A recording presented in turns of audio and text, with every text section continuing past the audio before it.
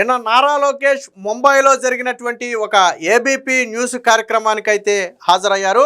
Ideas of India 2026 అని ఒక కార్యక్రమం అయితే నిర్వహిస్తున్నారు. ఆ కార్యక్రమంలో ముఖ్య అతిథిగా పాల్గొన్నటువంటి నారా లోకేష్ కొన్ని ప్రశ్నలకు సమాధానం చెప్పారు. ఇందులో కొంచెం ఆసక్తికర అంశాలే జరిగాయి. ప్రధానంగా రెడ్ బుక్లో జగన్మోహన్ రెడ్డి పేరు ఉందా లేదా, ఇది చాలామందికి ఉన్నటువంటి అనుమానం. నారా లోకేష్ ప్రతిసారి రెడ్ బుక్ అంటాడు, రెడ్ బుక్లో ఉన్నవారిని చట్ట ప్రకారం శిక్షిస్తామంటాడు కదా, అసలు అందులో జగన్మోహన్ రెడ్డి పేరు ఉందా లేదా అనే అనుమానం చాలామందికి ఉంది. ఇదే అనుమానాన్ని నిన్న కూడా వ్యక్తపరిస్తే నారా లోకేష్ అయితే డైరెక్ట్గా సమాధానం చెప్పలేదు, కానీ ఇండైరెక్ట్గా ఒక సమాధానం చెప్పాడు. రెడ్ బుక్లో పేరు ఉందా లేదా అనేది త్వరలో మీకు తెలుస్తుంది. సో ఇప్పుడు నేను చెప్పడం ఎందుకు, కొద్ది రోజులు ఆగితే రెడ్ బుక్లో పేరు ఉందా లేదా అనేది మీకే అర్థమవుతుందని చెప్పి ఒక వ్యాఖ్య చేయడంతో ఇప్పుడు అందరూ అంటే రకరకాల అంచనాలు, అంటే త్వరలోనే జగన్మోహన్ రెడ్డి ఏదైనా కేసులో అరెస్ట్ అవుతాడా, అంటే జగన్మోహన్ రెడ్డిని నారా లోకేష్ ఖచ్చితంగా ఇండైరెక్ట్గా హింట్ ఇస్తున్నాడా అని రకరకాల వ్యాఖ్యలు అయితే వస్తున్నాయి. నిన్నటి నుంచి సోషల్ మీడియాలో ఈ రెడ్ బుక్ అంశం, వాస్తవానికి రెడ్ బుక్ మీద వైసీపీది 2 నాలుకల ధోరణి. సాధారణంగా ఎన్నికల ముందు వైసీపీ సిద్ధం సభల సమయంలో జగన్మోహన్ రెడ్డి కావచ్చు, వైసీపీ నాయకులు కావచ్చు ఏమన్నారంటే రెడ్ బుక్ను మడిచి నారా లోకేష్ని ఎక్కడైనా పెట్టుకోమానని అన్నారు. సరే అయిపోయింది, ఎన్నికలు అయిపోయిన తర్వాత వాళ్ళ నేతలు అరెస్ట్ అయిన ప్రతిసారి కూడా ఈవెన్ జగన్మోహన్ రెడ్డి ఢిల్లీ వెళ్ళి నారా లోకేష్ రెడ్ బుక్ని ఇలా రెడ్ బుక్ చూపించి ఏపీలో రెడ్ బుక్ పాలన జరుగుతుందని చెప్పాడు. మరి గతంలో అదే జగన్మోహన్ రెడ్డి మడిచి ఎక్కడైనా పెట్టుకోమన్నాడు. తర్వాత అదే జగన్మోహన్ రెడ్డి ఓడిపోయాక ఢిల్లీ వెళ్ళి, ఇక్కడ కాదు ఢిల్లీ వెళ్ళి జాతీయ మీడియాతో ఏపీలో రెడ్ బుక్ పాలన సాగుతుందని చెప్పాడు. అంటే భయం అనేది ఏ స్థాయిలోకి వచ్చిందో చూడండి. ఒకప్పుడు నన్ను ఏమీ చేయలేరులే, నువ్వు మడిచి ఎక్కడైనా పెట్టుకోమన్న దాన్ని ఈరోజు ఆ పేరు చెబితేనే భయపడే స్థాయికి నారా లోకేష్ అయితే భయం పెట్టాడు. అలాగని చెప్పి నారా లోకేష్ ఎవరి మీద జగన్మోహన్ రెడ్డి చేసినట్టుగా ఇళ్ల మీద దాడులు ఎక్కడా చేయలే. చట్ట ప్రకారం తప్పు చేసినటువంటి అధికారులు కావచ్చు, రాజకీయ నాయకులు కావచ్చు, వాళ్ళని శిక్షించే కార్యక్రమం ఒక పక్క జరుగుతూనే ఉంది. సో జగన్మోహన్ రెడ్డి పేరు ఉందా లేదా అంటే త్వరలోనే మీకు తెలుస్తుందంటే ఖచ్చితంగా ఉంది అనే అర్థం వచ్చేటట్టుగానే ఉంది. ఇక దాంతోపాటు పరిశ్రమలకు సంబంధించి కావచ్చు, తిరుమల లడ్డూకి సంబంధించి కావచ్చు, అలాగే చంద్రబాబు గారి పనితనం గురించి కావచ్చు. వాస్తవానికి నారా లోకేష్ నిన్న చెప్పింది ఏంటంటే చంద్రబాబు గారితో ఖచ్చితంగా మేము పోటీ పడలేము. ఎందుకంటే ఈరోజు మేము 10 కేజీలు బరువు ఎత్తామనుకోండి, రేపు 14 కేజీలు ఎత్తమంటాడు ఆయన. రేపు 14 కేజీలు ఎత్తామనుకోండి, ఎల్లుండి 18 కేజీలు ఎత్తమంటాడు. సో దీనికి అంతం ఉండదు. ఇక ఏదో ఒక చోట మనం లాపుతారు అనేది ఉండదు. కానీ చంద్రబాబు గారు చెప్పింది అలా మేము చేసుకుంటూ ముందుకు వెళ్ళిపోవడమే తప్ప మాకు ప్రత్యామ్నాయం లేదని చెబుతూనే చంద్రబాబు గారి విజన్ కావచ్చు, ముందు చూపు కావచ్చు అంత ఈజీగా ఎవరు అందుకోలేరు, అర్థం కాదు. దీనికి నిన్న నారా లోకేష్ ఒక ఎగ్జాంపుల్ కూడా చెప్పారు. గతంలో ఏదైతే క్వాంటమ్ కంప్యూటింగ్ గురించి గతంలో చంద్రబాబు గారు ఒక ప్రశ్న అడిగితే పాప నారా లోకేష్కి దాని మీద పూర్తి అవగాహన లేక వెంటనే బల్ల కింద చేపెట్టి ChatGPTని అడుగుతున్నాడంట ఆయన. అంటే స్టాన్ఫోర్డ్ యూనివర్సిటీలో చదువు వచ్చి అవగాహన ఉన్నటువంటి నారా లోకేష్కే క్వాంటమ్ కంప్యూటింగ్ మీద పూర్తి అవగాహన లేదు. కానీ చంద్రబాబు గారికి అవగాహన ఉంది, దాని మీద అవగాహన ఉంది కాబట్టే రాష్ట్రాన్ని క్వాంటమ్ హబ్గా మార్చాలని ఆయన నిర్ణయం తీసుకున్నాడు. సో ఆయన విజన్ ఎలా ఉంటుంది అనేది చెప్పడానికి, ఆయనతో మేము పోటీ పడలేము అని చెప్పడానికి ఇది ఒక ఉదాహరణ అని చెప్పి నిన్న నారా లోకేష్ అయితే చెప్పడం జరిగింది. ఇక ఆల్రెడీ దీని మీద మనం ఒక వీడియో కూడా చేసాం. తిరుమల లడ్డు వ్యవహారంలో నారా లోకేష్ చాలా హుందాగా పరిణితి కలిగినటువంటి ఒక రాజకీయ నాయకుడిలాగా వ్యవహరించాడు. వాస్తవానికి అక్కడ జగన్మోహన్ రెడ్డిని ఇరకాటంలో పెట్టాలనే ప్రయత్నం చేయలే. యాంకర్ నుంచి వచ్చినటువంటి ప్రశ్నకు సమాధానంగా మొదట నారా లోకేష్ హిందువులందరికీ క్షమాపణ చెప్పాడు. ఎందుకు క్షమాపణ చెబుతున్నానో కూడా చెప్పాడు. ఎందుకు చెప్పాడు అంటే తప్పు ఎవరు చేశారనేది పక్కన పెడితే అది రాష్ట్రం నుంచి జరిగినటువంటి పొరపాటు. 2019-24 మధ్య లడ్డూలో నెయ్యిలో కల్తీ జరిగిన మాట వాస్తవం. కానీ అసలు తప్పు చేసిన వాళ్ళు క్షమాపణ చెప్పలా, అసలు తప్పు చేసిన వాళ్ళు ఒప్పుకోలా. కానీ రాష్ట్రానికి మంత్రిగా ఈరోజు ఆంధ్రప్రదేశ్ను నేను రిప్రజెంటేషన్ చేస్తున్నాను కాబట్టి, అది ఆంధ్రప్రదేశ్ నుంచి జరిగిన తప్పు కాబట్టి, ప్రపంచవ్యాప్తంగా ఉన్నటువంటి హిందువుల మనోభావాలకు సంబంధించిన అంశం కాబట్టి నేను భక్తులందరికీ కూడా, ప్రపంచవ్యాప్తంగా ఉన్న హిందువులందరికీ కూడా బహిరంగ క్షమాపణ చెప్తున్నానని నిన్న లోకేష్ మాట్లాడితే అందరూ హ్యాట్సాప్ చెప్పారు. ఎందుకని? అసలు లడ్డు నేతిలో కల్తీ కలిపింది ఎవరు? జగన్మోహన్ రెడ్డి హయాంలో. అందులో వైవి సుబ్బారెడ్డితో పాటు బొమ్మన కరుణాకర్ రెడ్డి చైర్మన్లుగా ఉన్నారు. సరే వాళ్ళు కల్తీ జరిగిందని వాళ్ళు కూడా ఒప్పుకున్నారు, బట్ జగన్మోహన్ రెడ్డి మాత్రం ఒప్పుకోలే. అలాంటిది రాజకీయంగా జగన్మోహన్ రెడ్డిని ఇరికించే అవకాశం వచ్చిన జాతీయ మీడియాలో కానీ నారా లోకేష్ ఆ ఛాన్స్ తీసుకోవాలా. ఫస్ట్ హుందాగా క్షమాపణ చెప్పాడు. ఎందుకనంటే నేను ఆంధ్రప్రదేశ్కి మంత్రిగా ఉన్నాను, అది హిందువుల మనోభావాలకు సంబంధించిన అంశం కాబట్టి నేను క్షమాపణ చెప్తున్నానని చెప్పాడు. అంటే ఇది హుందాగా ప్రవర్తించడం అంటే ఇదే ఛాన్స్ జగన్మోహన్ రెడ్డికి దొరికితే ఈ పార్టీకి వాళ్ళ మీద ఎన్ని కథలు చెప్పేవాడు జాతీయ మీడియాలో కూర్చుని. బట్ నిన్న నారా లోకేష్ అలాంటి రాజకీయం అయితే చేయలేదు. దీనికి సంబంధించిన వార్త కూడా వచ్చింది, ఒకసారి చూద్దాం. రెడ్ బుక్లో జగన్ పేరు ఉందో లేదో త్వరలోనే తెలుస్తుంది. పవన్ నాకు జీవితాంతం పెద్దన్నే, పారిశ్రామికవేత్తలు ఇప్పుడు ఏపీకి రాకపోతే తర్వాత బాధపడతారు. ఐడియాస్ ఆఫ్ ఇండియా 2026 సదస్సులో మంత్రి నారా లోకేష్. రెడ్ బుక్లో జగన్ పేరు ఉందో లేదో త్వరలో తెలుస్తుందని చెప్పి నారా లోకేష్ అది పేర్కొన్నారు. వైకాపా ప్రభుత్వంలో తెదేపా కార్యకర్తలు ప్రజలపై తప్పుడు కేసులు పెట్టి వేధించిన వారి పేర్లు, చట్టాలను ఉల్లంఘించిన వారు, అందుకు ప్రేరేపించిన రాజకీయ నేతలు, చిత్రహింసలు పెట్టిన వారి పేర్లు కూడా అందులో ఉంటాయని తెలిపారు. ముంబైలోని ఏబీపీ నెట్వర్క్ ఆధ్వర్యంలో ఐడియాస్ ఆఫ్ ఇండియా 2026 పేరిట నిర్వహించిన సదస్సులో ముఖ్య అతిథిగా పాల్గొని మాట్లాడటం జరిగింది. సో నారా లోకేష్ చెప్పేది ఒకటే, అందరి పేర్లు ఉన్నాయి, జగన్ పేరు ఉందా లేదా అనేది మాత్రం మీరు త్వరలో చూస్తారు.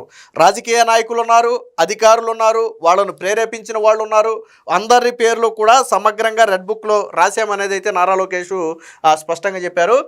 ఇక 2019-24 మధ్య తిరుమల లడ్డూలో పెద్ద ఎత్తున కల్తీ జరిగిందని, రసాయనాలతో తయారు చేసిన నెయ్యిని వాడారని చెప్పారు. జగన్ హయాంలో జరిగిన ఈ అపచారానికి రాష్ట్ర మంత్రిగా తాను హిందూ సమాజానికి క్షమాపణలు చెబుతున్నానని తెలిపారు.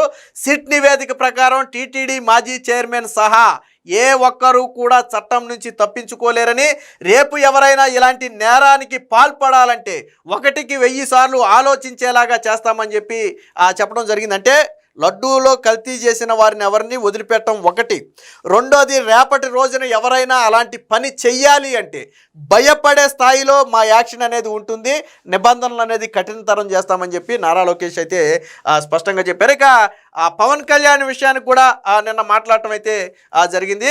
కష్టకాలంలో వెన్నంటే నిలిచిన పవన్ కళ్యాణ్ నాకు బిగ్ బ్రదర్, జీవితాంతం ఆయన నాకు పెద్దన్నే అని అడిగిన ప్రశ్నకైతే బదులిచ్చారు. వాస్తవానికి కీలక సమయంలో పవన్ కళ్యాణ్ కీలక సమయంలో బాబు గారితో చేతులు కలిపారు.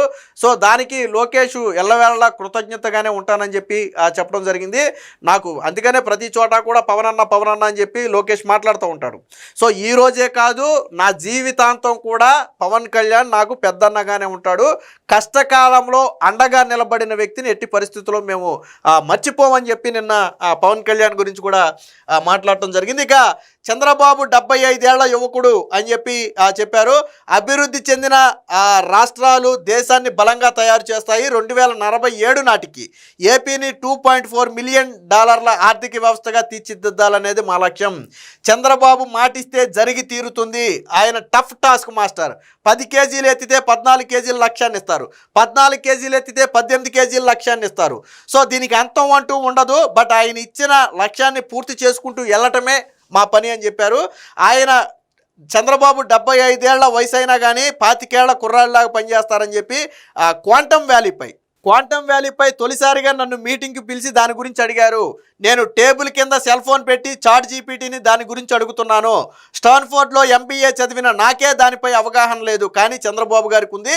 సో ఆయన ఆలోచనలు అందుకోవడం కష్టం. అంటే వాస్తవానికి మనం దేని గురించి అయితే పెద్దగా ఆలోచించమో దాని గురించే చంద్రబాబు గారు ఆలోచిస్తారు. అంటే అది భూమి అయ్యే తర్వాత దాకా మనకు తెలియదు. వాస్తవానికి ఒక 25 ఏళ్ల క్రితం IT అంటే ఎవరికి తెలియదు. ఇప్పుడు మన క్వాంటమ్ అంటే ఎలా తెలియట్లేదో అప్పట్లో IT అంటే అలా తెలియదు. తెలియని సమయంలోనే చంద్రబాబు గారు దాని గురించి ఆలోచించారు.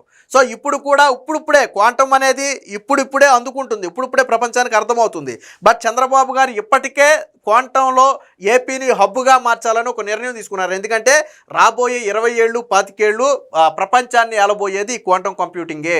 సో కాబట్టి అలాగే ఆర్టిఫిషియల్ ఇంటెలిజెన్స్కి సంబంధించి AI కూడా ప్రపంచాన్ని ఏలబోతుంది. కాబట్టే వాటి మీద చంద్రబాబు గారు అయితే దృష్టి పెట్టారు. ఇక నాయుడు మోదీలెత్తి బుల్లెట్ రైల్ సర్కార్, పారిశ్రామికవేత్తలను ఏపీకి ఎంచుకోవడానికి 3 ప్రధాన కారణాలు ఉన్నాయని చెప్పి నిన్న లోకేష్ చెప్పారు. ఒకటి, అద్భుతమైన ట్రాక్ రికార్డు అనుభవం ఉన్న సీఎం రాష్ట్రానికి ఉండటం ఒకటైతే, రెండోది స్పీడ్ ఆఫ్ డూయింగ్ బిజినెస్. కేవలం 17 నెలల్లోనే దేశంలోనే అతిపెద్దదైనటువంటి ఆర్సెలర్ మిత్తల్ స్టీల్ ప్లాంట్కు అన్ని అనుమతులు ఇచ్చామని చెప్పి ఆయన చెప్పారు.